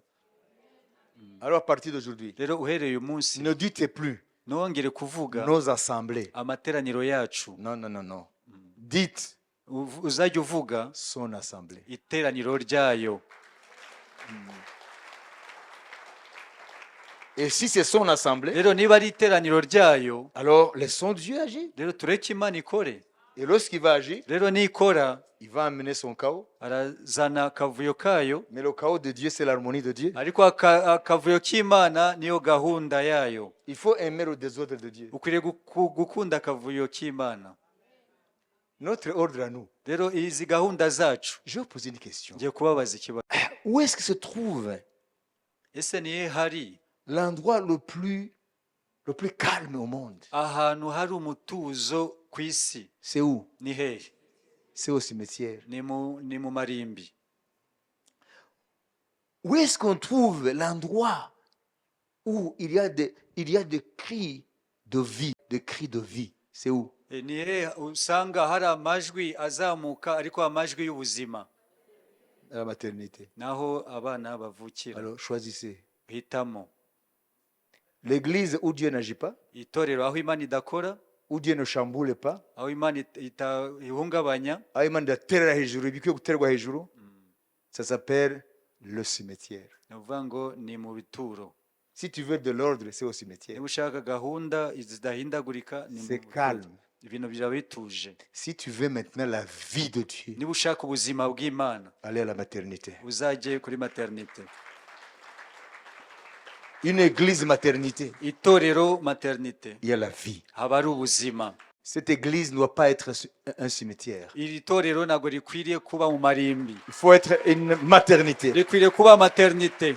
Alléluia! Amen, Alléluia! amen, Alléluia! amen. Là où il y a la pierre angulaire Ahari ibuye rikomeza et ifuruka, il y a l'huile hakaba ari amavuta avec son onction, n'amavuta ye, il y a la vie. hari ubuzima.